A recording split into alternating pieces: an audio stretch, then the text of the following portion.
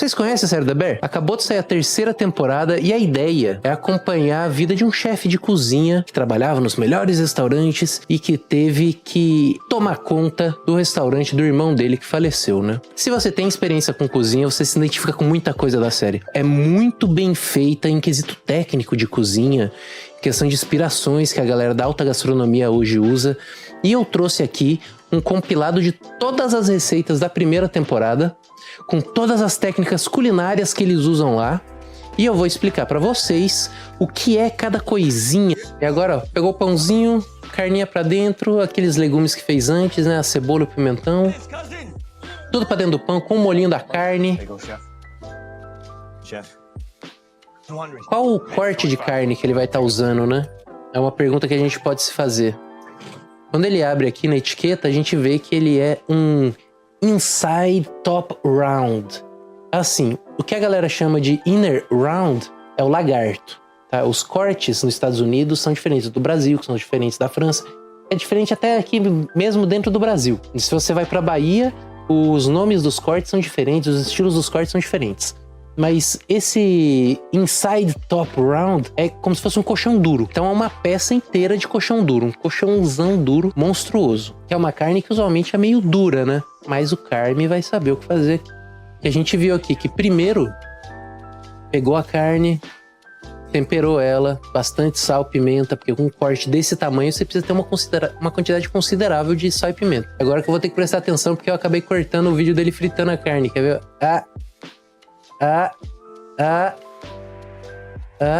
Aí, ó.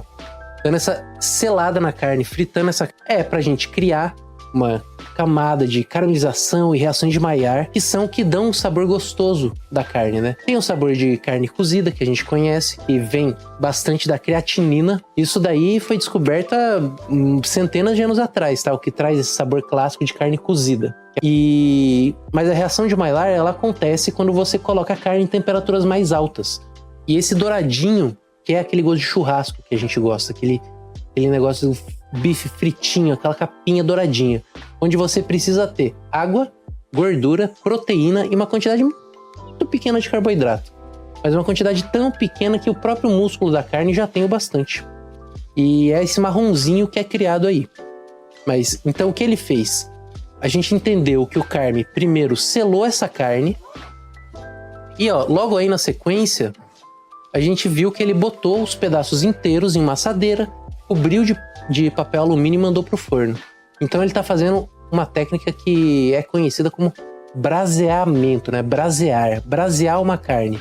Brasear uma carne é esse processo onde você doura ela primeiro em temperaturas bem altas, ou seja, com óleo ou numa brasa, né? Ou temperaturas bem altas, só para criar essa caramelização. E depois você manda ela para assar em temperaturas mais baixas por um longo período de tempo.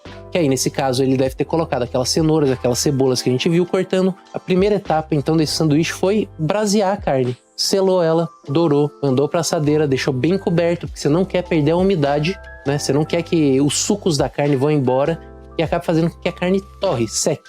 Nessa assadeira deve ter entrado uma cebola, uma cenoura, um salsão, um vinho branco, porque dá pra ver que ele segue muito esse negócio de cozinha clássica francesa. Ele selou, acabei cortando aqui, mas selou, mandou pro forno. Olha só o pedação, coisa mais linda. Ele deu uma amarrada na carne com barbante também, pra manter o formato dela, né? Manter ela mais arredondada. Experimentou, cara, esse toquezinho é muita atenção que o diretor deu, assim. Antes de gravarem a série e tal, o pessoal responsável pelo roteiro, produção e tal, eles foram ver como esses restaurantes funcionavam. Esses restaurantes de alta gastronomia, né? E esse toque aí do... Só dar uma colheradinha, é cinema. Só que aí que tá, ele fez aquela carne lá inicialmente, né? Mas, com aquele suco que tem na assadeira, ele é muito saboroso, só que ele não basta. Então, vai ter aqui uma outra camada de sabor, vai ter uma outra construção pra gente ter um molho que vai estar na assadeira quando tiver fatiado.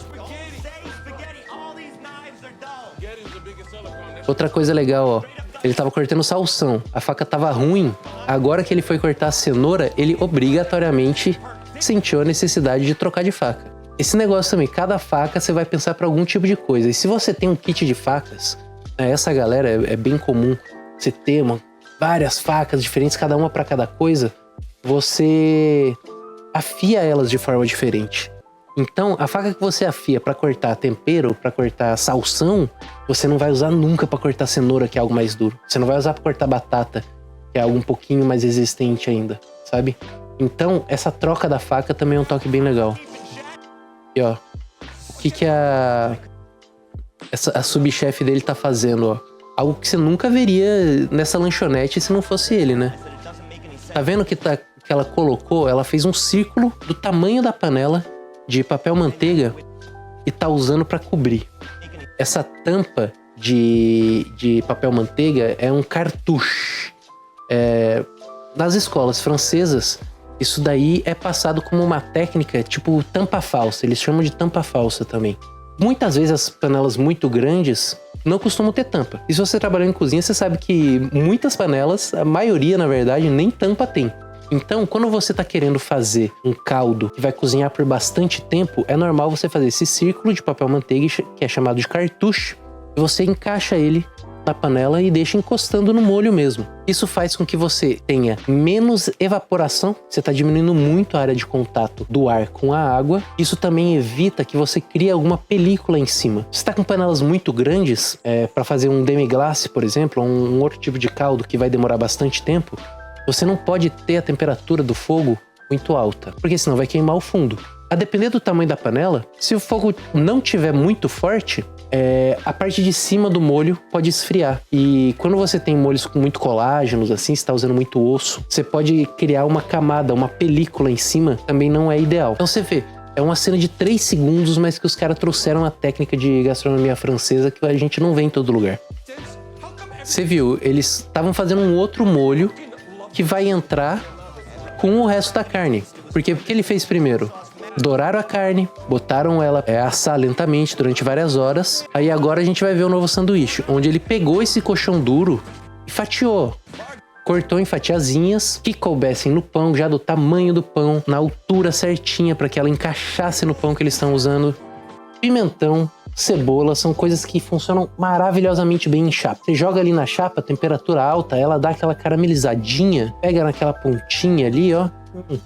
Aí você joga ali um salzinho, joga um azeite pra ajudar esse calor a transferir. Depois, no final, coloca uns temperos, qualquer coisinha, gente. Joga um tequinho de molho inglês pra concentrar um pouco o sabor, tirar o sabor que tá na chapa. E é só tirar daquilo ali, cara. É coisa de 10 minutos que cria uma riqueza de sabor incrível. A gente tem aquele coxão duro, que seria uma carne dura, mas com longo cozimento vai ficar macia e cortada em fatias. Facilita a mastigação, você quebra a fibra mais fácil. Com esse caldo aí do fundo, ó, que a gente vê, ele tem uma cor. Sabe, ele não é ralo. Tem toda uma construção de sabores que foi feita ali através de caldos. Primeiro do assamento da carne que foi usado, depois fizeram um outro caldo ali que fosse para completar com isso daí. E finalizando com aqueles legumes que a gente viu na chapa. Com o pimentão douradinho, com a cebola ali também na chapa, que se você faz elas daquele jeito, de uma forma que a beirada fique caramelizadinha, mas ela ainda tem a textura, assim, de cebola cozida, sem tá mole, desmanchando, o sanduíche tá muito foda.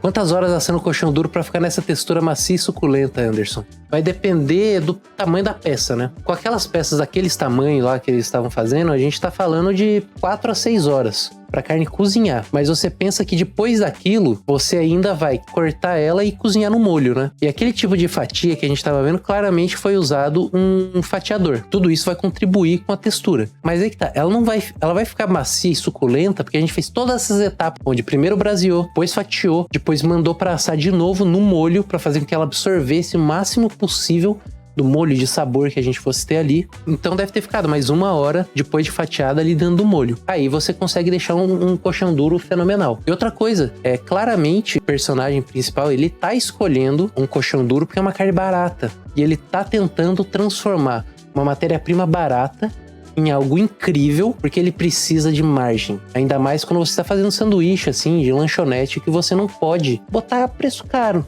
Paciência é a chave pro sabor. Paciência e camadas. Quanto mais camadas você quer colocar, mais tempo vai levar, né? Então é toda essa construção. Mas agora vai mostrar uma parte, né, que é meio que um flashback. É para quando ele tava trabalhando no Eleven Madison Garden.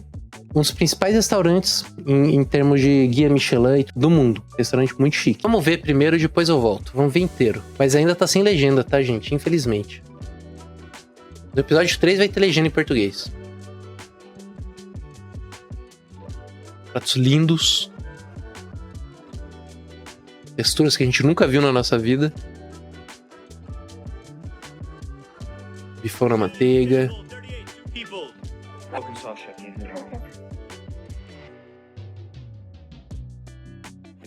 E aí o chefe tá botando pressão nele, né?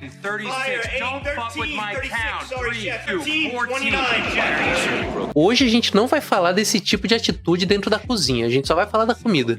Mas o toque que eu queria dar era só dar uma olhada, ter uma ideia do que precisa ser feito para esse prato lindo que ele tá montando aqui, para isso vir ao mundo, né? O que é isso daí? O que eu, batendo o olho, consigo identificar que é? A gente tá vendo, ó, que eles estão usando aqui duas texturas de cenoura, né? Tem cenoura crua e aqui é uma cenoura defumada. Pegaram a cenoura, deixaram ela defumando por bastante tempo, ou cozindo mesmo por bastante tempo. Mas essa camada em volta da cenoura não é da cenoura. Para mim, isso daqui é algum tipo de alga. Cozinharam essa cenoura até ela esmurchar, ficar ultra macia, deslizando. Encobriram ela com a alga. A gente consegue ver que a alga aparece nas beiradinhas, assim, como se fosse uma folhinha que tivesse sido enrolada mesmo. A cenoura crua por cima, para dar o outro toque, para dar mais textura, para trazer a cenoura de outro ângulo, porque ele já tá trazendo da cenoura extremamente caramelizada, extremamente cozida, totalmente quebrada. Então, ao mesmo tempo, ele tá botando no prato a cenoura quebrada e a cenoura ainda crua, do jeito que ela veio ao mundo, né?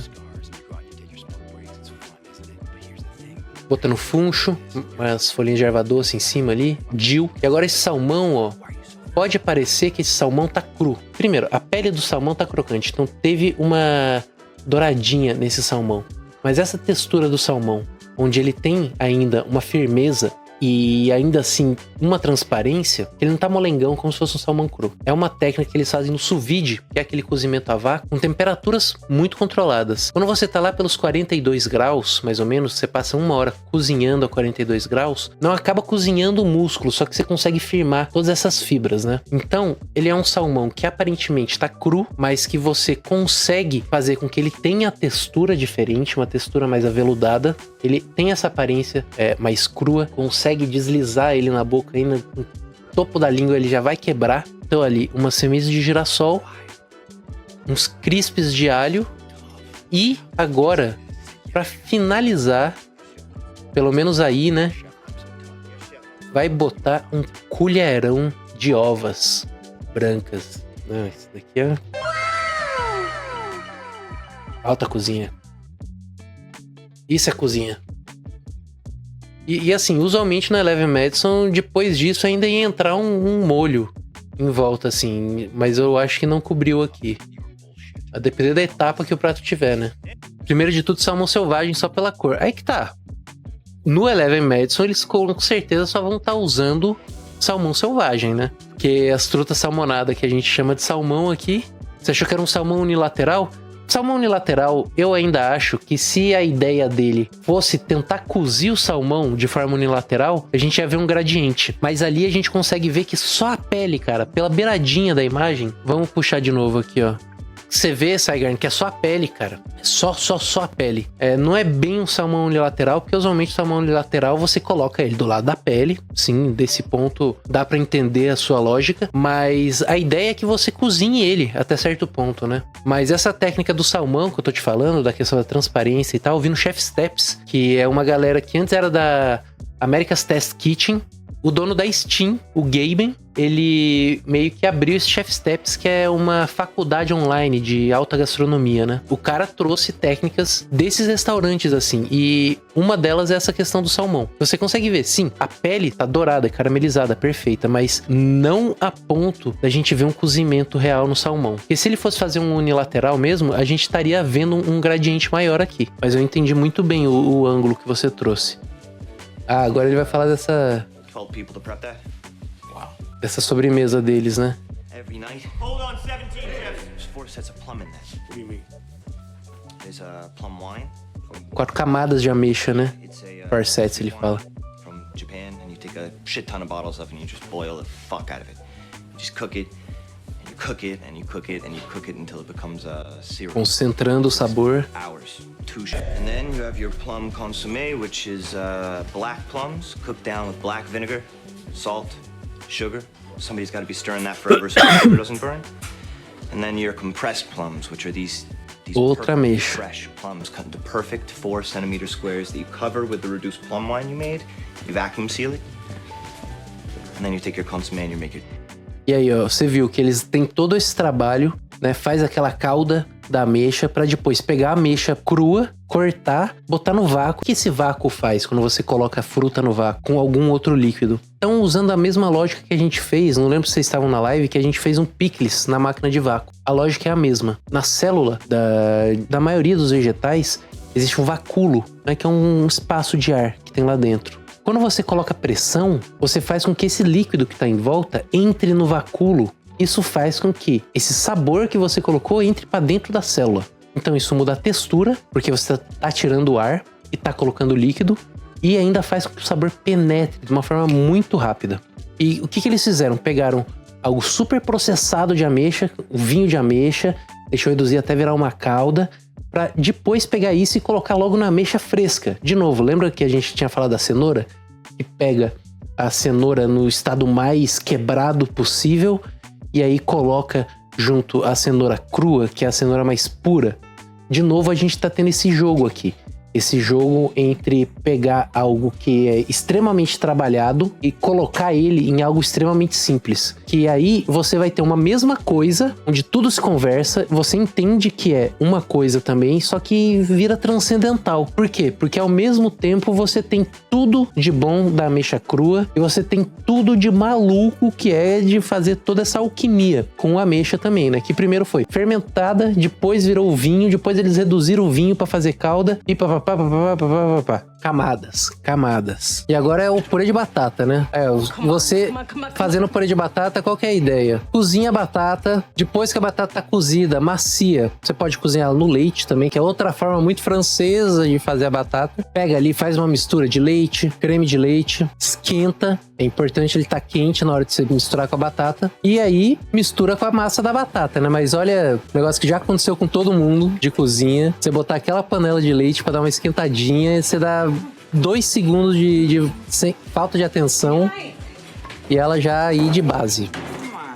Primeiro, quando isso acontece, é muito normal também de que o leite vai vazar e vai pegar fogo, e vai pegar na boca do fogão, e fica aquela meleira, aquela sujeira, quando ele não queima o fundo, né? Diferença de amador para profissional que eles tentam mostrar aí é que a subchefe já sacou o que rolou, e aí ela vira, já tem uma outra panela, e olha a diferença aqui. Aqui ela fez um bouquet garni. Bouquet garni é quando você pega essas ervinhas que você vai usar para um tempero, para deixar dentro de um molho, para alguma coisa assim, e você amarra elas. Eles chamam isso de bouquet garni. A gente tá vendo aqui, ó, tem umas folhas de salsa ali, tem folha de louro, tem alecrim. Qual que é a diferença entre só o leite e isso daí? Você vai estar trazendo aroma. Você vai estar criando uma carga aromática muito diferente do que se você fizer somente batata e leite, né? Que é muito mais unidimensional. E pode parecer pouca coisa, só que no resultado final...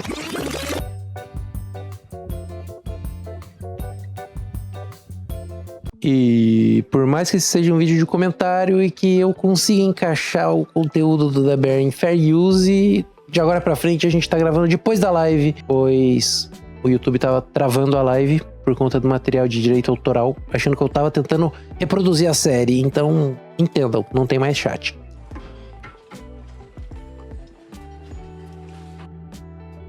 Aquele momento, aquela subida de sobrancelha, quando você percebe que acabou de colocar na sua boca um negócio que mudou sua concepção do que é cozinha. E eu acho que essa cena traz esse brilho, esse momento mágico, que é algo que se tem na cozinha. Primeira vez que você coloca algo que simplesmente muda toda a sua concepção. E de que algo tão simples às vezes, como botar um bouquet garni no leite, transforme um purê de batata em um negócio especial. Isso é mais um sinalzinho, mais uma vírgula que eu sinto que o The Bear conseguiu trazer encaixa muito na vida e na concepção de quem tá na cozinha.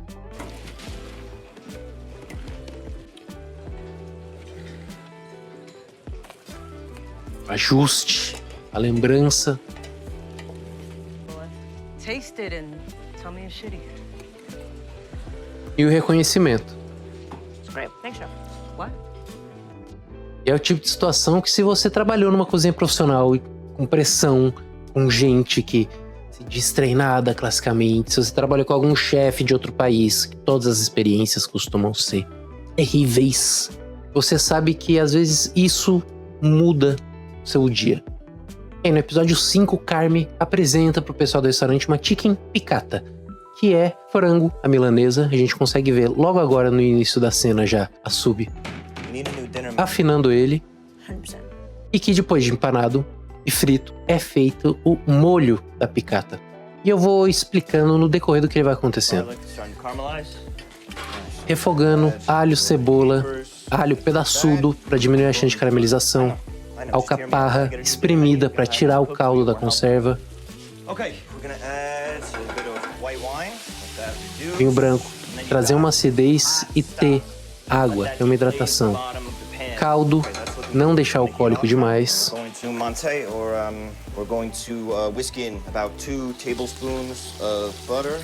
se você sabe inglês, você viu que ele começou com a explicação, não, agora nós vamos, né, now we're going to monter, agora nós vamos montar o molho. Só que assim que ele falou monter, ele já trouxe uma explicação mais simples. Vamos entrar com a manteiga e vamos misturar ela, né? Whisk in. E você vai ter o seu caldo saboroso que ele refogou. A cebola e o alho, colocou alcaparra, um pouquinho de vinho branco para trazer acidez, caldo de legumes, uma quantidade considerável, mas não de criar um nível na panela. E agora é o processo de monter. Entrar com a manteiga gelada, mexendo ela vigorosamente, fazendo uma emulsão. Você vai estar emulsificando essa manteiga nesse caldo saboroso.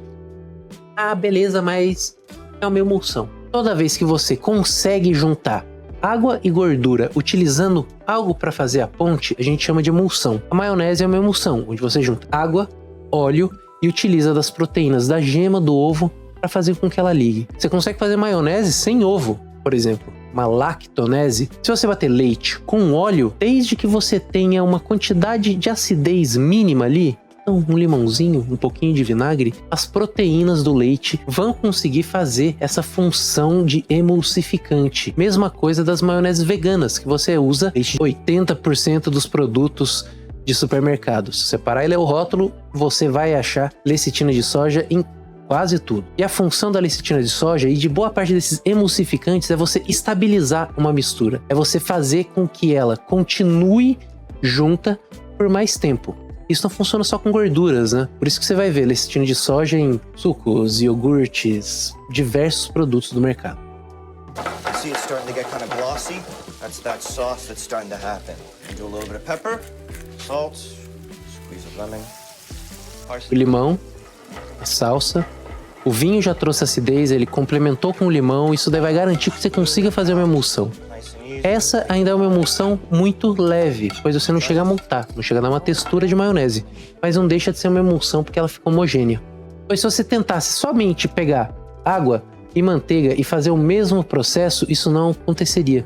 Você veria a separação da gordura em relação com a água. Agora, um pouquinho de acidez, força física para fazer com que literalmente as moléculas da gordura entrem em contato com as de água, aí você tem uma emulsão. E ainda no episódio 5 nós nos damos de cara com esse livro, essa pedrada na nossa cara, que é o Noma Guide to Fermentation, o Guia de Fermentação do Noma. Noma, um dos principais restaurantes na cena mundial hoje em dia, foi considerado o melhor restaurante do mundo por diversos anos e ainda é considerado um dos melhores em absolutamente todos os guias. Nessa parte do episódio, o Marcos está chegando na parte de frutas lactofermentadas, onde você utiliza as próprias leveduras e bactérias presentes na casca da fruta em um ambiente salino o bastante para criar um ambiente seguro para que essas bactérias fermentem os açúcares da própria fruta, criando acidez, transformando isso em outra coisa. Alquimia. I really love science. Eu adoro ciência. think so. Check this shit. What's up? Checando a temperatura da câmara de fermentação. Oh my god. É isso, eles no final das contas só discutem aqui os dois jeitos de fazer a lactofermentação. Na verdade, o jeito é o mesmo. É só o pote que você vai estar trocando. Ou você faz em um pote com um peso em cima, uma sacola de água fechada em cima do pote para garantir que as frutas não boiem. Assim você faz com que elas fiquem abaixo do nível da água que a gente vai ter ali, que na verdade vai ser água que vai sair por conta do sal não iodado que você coloca nesse tipo de processo. E a outra forma é no saco a vácuo. Assim você garante sempre que você vai estar em um ambiente anaeróbico, ao mesmo tempo que não tem o problema delas boiarem, pois estão no saco a vácuo. E agora no episódio 6 é quando a gente é apresentado a pratiola da família do Carmen, né? Italiano, americano, eles falam as coisas do jeito que eles... Um pouco me ferrando com a pronúncia deles. E na história da série é um prato afetivo do Carmen, pois o irmão dele fazia toda a família e tudo mais. Let's go. Come on. Here we go. Alho picado, molho de tomate. The bar at the bottom of the Board of Trade building, right? Just this little bar in the lobby, right? E a gente consegue ver diversos pedaços de carne finas espalhados. E pelo sentido da fibragem, pela aparência, me parece muito que nesse caso eles escolheram Rib Eye Cap. E como essa é uma receita afetiva da família dele, você vê que não existe nenhuma pressão de alta gastronomia, modo Michelin, pelo fato de que o próprio irmão dele era meio contra esses negócios, né? E mesmo o Carmen cozinhando muito, quando eles estavam os dois na cozinha, quem mandava era o irmão. E aí a gente vê que eles colocam a carne, presunto de parma, pinole, uma farinha de rosca mais grossa, que no caso aí, uma farinha panko, e foge um pouco da Itália, parmesão, folhas de salsa. Take John Storrs. We are right to assume that the place is gonna be a fucking ghost town. É isso, não existe muita técnica de alta gastronomia para puxar nessa receita que aparece eles fazendo aí, pois a ideia é realmente o contraste. É realmente, até então a gente estava vendo a cozinha do Carmen, como tudo era feito e nunca foi apresentado ao irmão dele, né? Agora a gente conseguiu ter uma ideia da filosofia gastronômica do próprio irmão, que é aquele negócio italiano, meio largado, feito de forma mais informal, conversando e perdendo o tempo de todo mundo. Yeah. We hear this fucking voice. E o que não mostra na série é a finalização dessa receita, que no final das contas enrola os bife a rolê, bota um palitinho, dora ele na panela, coloca molho de tomate dentro, alguns legumes, cebola, pimentão, tampa e deixa cozinhando ali até ficar macio. E no episódio 6, com a Sidney, nós somos apresentados novamente com um braseado. Só que dessa vez não trabalhando com colchão duro, agora ela vai fazer um short rib. Short rib nada mais é... Como que eu vou explicar o short rib? Ele segue a mesma linha do contrafilé, só que mais para frente do boi, quando já está começando a abrir para essa parte mais superior aqui do acém. Então é uma carne que ainda é macia, se você fizer mal passada, com bastante teor de gordura e colágeno, que é bom se você cozinhar ela bastante tempo, como num braseado. Nesse caso, ela utilizou Coca-Cola. E de novo a série traz aquele contraste, fazendo uma técnica mais rebuscada, um negócio que ela vai servir com um risoto mais pra frente, mas para localizar isso, aterrar, botar no chão da lanchonete do The Bear, ela é braseada na Coca-Cola. E todo mundo experimentou o short rib com Coca-Cola, todo mundo adorou. Inclusive o cliente que ganhou de graça, esse daí deve ter adorado. E agora no episódio 8 a gente tem a última cena de técnicas gastronômicas e de coisa que a gente consegue falar muito legal, que eles trazem de forma muito pontual, só que a gente consegue explorar mais, que é o jantar entre a Sidney e o Marcos. Primeira coisa que a gente vê é meio que essa vinagrete de tomate confitado. Mas tem um toque que ela já vai falar um pouquinho mais sobre isso. This is a Chilean sea bass. We got a little... Ela cita como se não fosse nada a lã passar. E aí você entende realmente o trabalho de pesquisa que existiu na produção dessa série, de tentar realmente trazer coisas da gastronomia, da alta gastronomia mundial, conseguindo pontuar ícones. Porque numa ceninha dessa, com uma pontuaçãozinha dessa, dá uma profundidade muito grande pro personagem. Você consegue entender um pouco mais qual é esse ponto de vista dele em cima da gastronomia e quem que inspira ele. Que é algo que não faria muito sentido eles tentarem, não, esse daqui é o cara, pá, tipo, fazer uma referência direta ao chefe. E se você tá inteirado na gastronomia, na história da gastronomia, você sabe que Alain Passard não é só um cara que se dá uma pincelada, sabe? Ele é um dos maiores chefes mais disruptivos que nós tivemos na história da gastronomia, principalmente francesa. Ele foi o primeiro chefe a simplesmente abolir proteínas animais do cardápio. O restaurante dele de 3 estrelas Michelin, se eu não me engano é o Apogée, onde ele simplesmente decidiu: não vamos mais servir nenhuma proteína animal. O foco dele se tornou vegetais. E não só comprar o vegetal e trabalhar ele.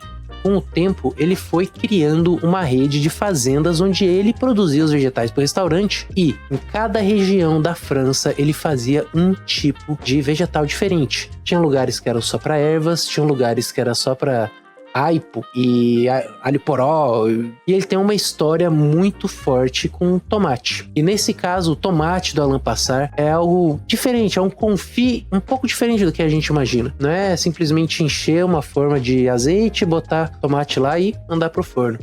A técnica de confit do Alain Passard, você faz na panela uma quantidade razoável de azeite, tampa ela, deixa o tomate cozinhar um pouco no próprio suco, só que mantendo a textura. É um confit que tem ponto, você tem que prestar atenção, você tem que ter esse respeito com o ingrediente para garantir que não vire um molho de tomate. Então o Alain Passard, ele não é só, eu fico inspirado ali por Alain Passard. Mas a gente também tem que levar em consideração que tudo nessa série tem aquele cabresto da CIA, né? Que é Culinary Institute of America.